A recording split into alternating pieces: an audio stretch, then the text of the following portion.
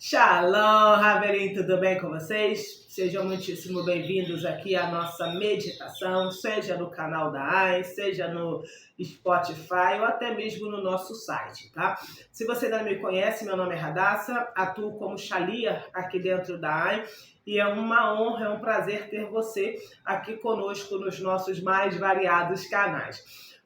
Hoje a gente vai estar meditando no Shem, que a gente vai chamar de Eilan, que é a letra Aleph, Vav, Lamed, Mem, tá?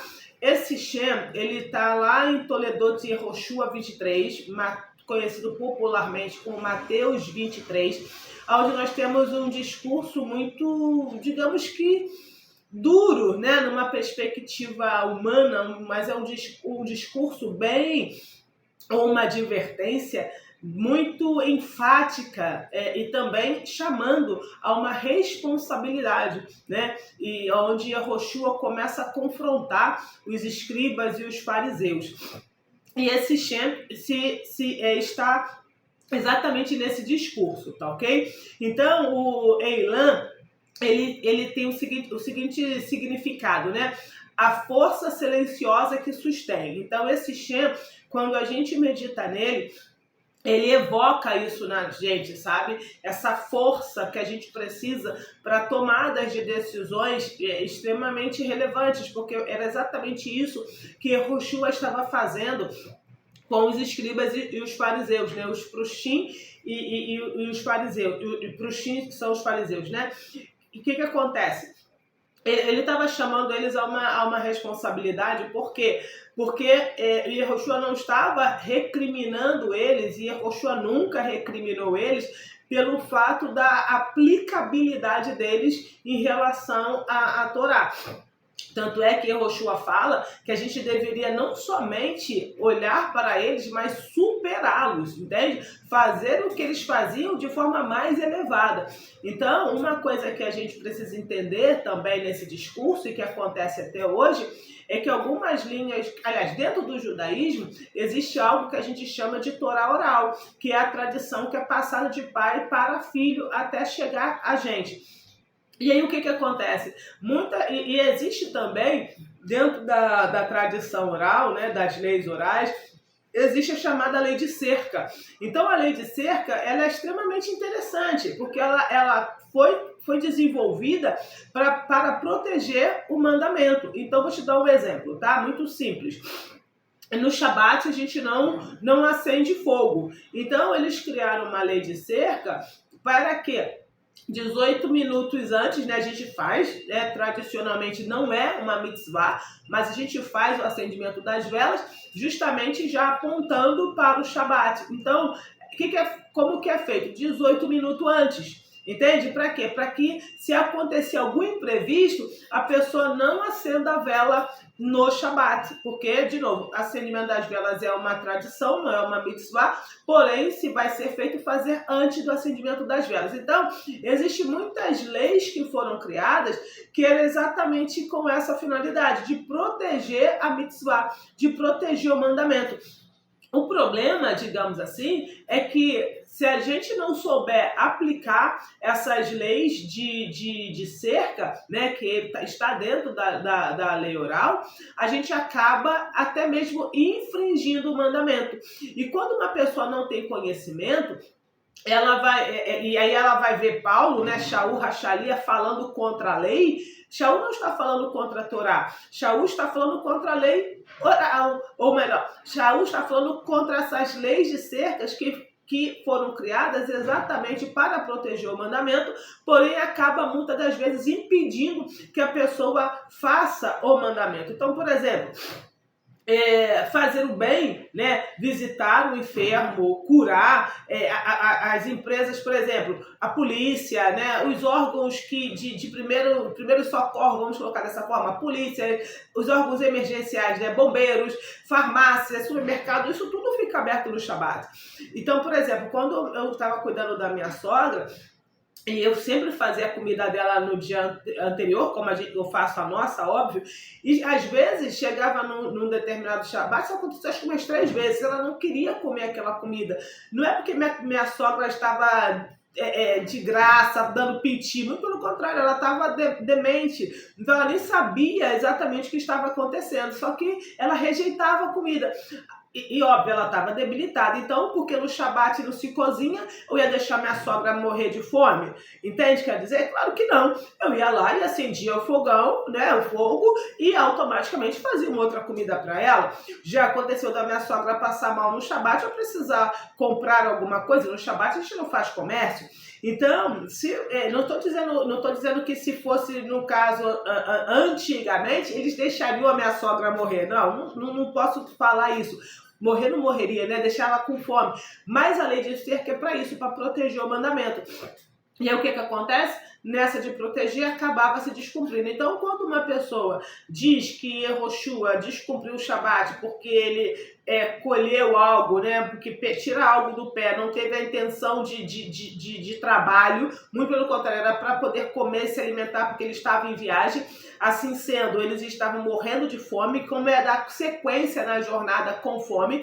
Então, tirar algo do pé não denota, no Shabat, não denota colher e muito menos transgredir o Shabat. Aí ele curou no Shabat. Isso, curar no Shabat, até porque o Pikuach Nefesh, que é o mandamento para a vida, né? A vida, ela é mais importante do que qualquer mitzvah. Olha só que interessante. Então, assim, claro que com exceção de 3, né? Idolatria, se você se eu coloco uma arma na sua cabeça e falo, olha, você se prostra para o meu Deus ou você morre, você deve morrer. Se alguém colocar uma arma na tua mão e falar assim, olha, ou você mata fulano ou você morre, você tem que morrer, porque quem disse que a sua vida é mais preciosa do que a do outro, e também as relações sexuais ilícitas. Então a gente deve morrer, mas não não fazer, né, relações sexuais ilícitas. Então essas são as 3 únicas horas que a gente não deve transgredir, né? Todas as outras, se for por causa da vida, sim. Então, é nesse sentido. Então, quando uma pessoa não tem conhecimento, vai dizer que Yehoshua descumpriu o Shabat porque ele curar no Shabat, muito pelo contrário. Isso é cumprir o mandamento. Então, quando Yehoshua critica, a crítica é porque eles estavam mais preocupados com a lei de cerca, que era uma lei rabínica, do que com a Torá do sagrado. Então, era esse o ponto. Então, isso acontece conosco até hoje, tá? Isso acontece conosco, eu estou dizendo que acontece comigo e com você. Nós estamos chegando numa época maravilhosa do nosso calendário. E aí, eu vou aqui, eu não sei se eu meto o pé na porta ou não, mas eu vou falar assim. Yehoshua não nasceu no dia 25 de dezembro, muito pelo contrário, como eu digo, né? Todos celebram o meu aniversário menos o dele, porque eu nasci no dia 24 de dezembro e vai vir novidades aí a partir de amanhã, né? Que a gente já entra no dia 1º de dezembro, vai vir novidades aí. Eu sempre faço algo diferente para honrar o sagrado no meu aniversário, só que dessa vez eu acho que eu vou fazer para o mês inteiro. Então, olha só, se eu sei, tá? Se eu sei que Yehoshua não nasceu no dia 25 de dezembro, por que eu vou celebrar o Natal? Haja vista que não há nenhum mandamento para se celebrar o nascimento. E se você é um estudioso da palavra, você sabe quem nasceu no dia 25 de dezembro e o que está sendo celebrado. Mas o que eu ouço de pessoas conhecidas? Não, isso é só uma tradição. Ai, como é que vai ser se eu não fizer lá em casa? A minha mãe, o meu pai, o meu filho, eles gostam e não sei o quê. Então, assim, a gente transgride, entende? A gente faz isso até hoje. Então, Yehoshua está me chamando de hipócrita também. Claro que eu não celebro. Aliás, eu celebro o Natal. Eu falei isso para uma amiga, eu celebro o Natal, porque Natal tem a ver com o nascimento, eu celebro o meu aniversário, que é no dia 24. Mas é claro que aqui é só uma brincadeira. Eu não desejo Feliz Natal para ninguém e não tem essa coisa de só comer meia-noite, a gente come no almoço e depois vai dormir, enfim. Então, o que eu quero dizer para você é o seguinte, se você sabe que Yeshua ou Yehoshua nasceu em Sukkot, né? Porque a gente falou disso aqui, a gente celebrou, você viu nas redes sociais. Então, por que você celebra no dia 25? Porque, com certeza absoluta, você não está celebrando o aniversário de Yehoshua nesse dia. Isso é um fato. Imagine o seguinte, quando você faz aniversário, vamos supor que você faz aniversário no dia 3 de fevereiro, tá? Então, a partir de agora, eu vou começar a celebrar o seu aniversário no dia 25 de agosto. Tudo bem para você?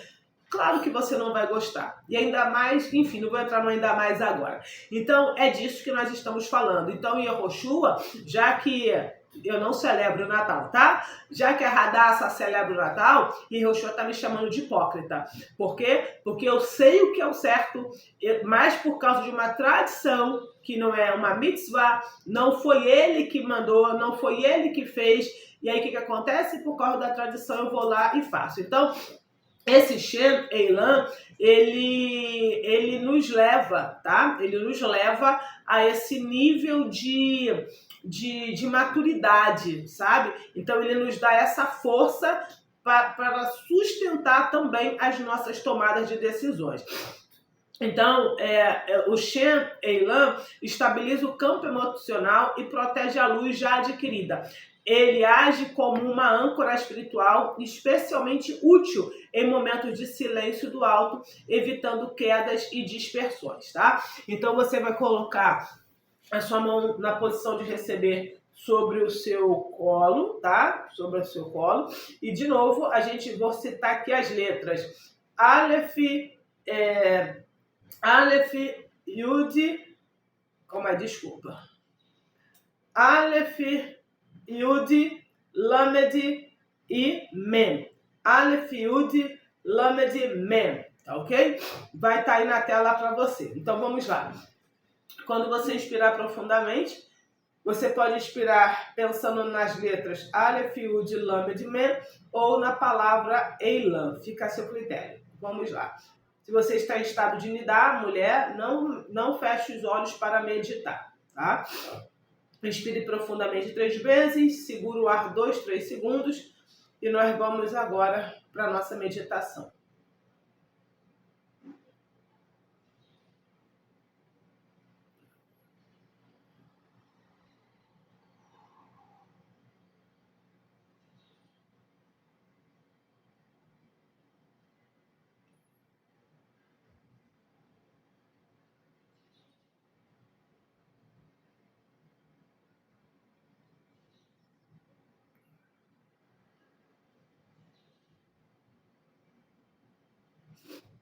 Você vai se ver como uma coluna de luz, isso é uma coluna de luz branca, dentro do hexágono central do Magen David de cor dourado. Magen David maior do que a habitação que você está. À sua frente tem outro Magen David de igual tamanho e cor. A gente vai convocar as letras Aleph. Vamos iluminar a letra Aleph. Vamos convocar a letra Yud. Vamos iluminar a letra Yud. Vamos convocar a letra Lamed. Vamos iluminar a letra Lamed. E vamos convocar a letra Mem. E vamos iluminar a letra Mem. Então a gente tem Aleph, Yud, Lamed e Mem completamente iluminadas. Essas 4 chamas se transformam numa única chama que sai pelo pico superior do Magen David que ela está e é atraída até o pico superior do Magen David que nós estamos. Então, essa chama vai para a sua Neshama, ativa, desperta a sua Neshama, vai para o Urua, ilumina o Urua, e vai para o Nefesh e purifica o Nefesh. Volta por Urua, iluminando o Urua, vai para Neshama, ativa a Neshama. Volta por Urua, iluminando o Urua, vai para Neshama, ativando, ilumina o Urua, ativa a Neshama, ilumina o Urua, ativa a Neshama, Urua, Neshama, Urua, Neshama, Urua, Neshama, a gente expulsa essa chama, que ao sair se transforma numa grande nuvem de luz plena da consciência do divino. E então essa nuvem se descompõe e começa a cair flocos de luz sobre nós, deixando a gente completamente magnetizado. Agora que a gente está plenos dessa consciência, a gente dá as mãos A gente convoca a Metatron, Sandar Foi Machia para supervisionar essa meditação. Enquanto isso, a gente coloca o Brasil no meio. O Brasil é do tamanho de uma bola de futebol. Onde houver um brasileiro na face da terra, ele e o país que ele está vai receber dessa energia. E todo estrangeiro que está no Brasil, seja residindo ou a passeio, ele e o país que ele faz parte também vai receber essa energia. E se o país que ele faz parte fizer parte de um conglomerado de países, como por exemplo Dubai, todo esse conglomerado também receberá. Então a gente vai projetar sobre eles do nosso terceiro olho, sobre o Brasil, né, e todas essas nações. A gente vai projetar um jato de luz violeta, de forma que eles possam ter como uma segunda camada.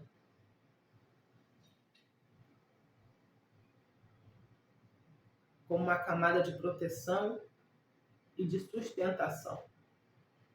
Então, Metatron, Sandar Foi Machia, pode ter livre conversação com cada um de nós. Nós que estamos fazendo a meditação e eles que estão recebendo essa consciência do divino. Você pode ficar à vontade para perguntar o que quiser para o Machia.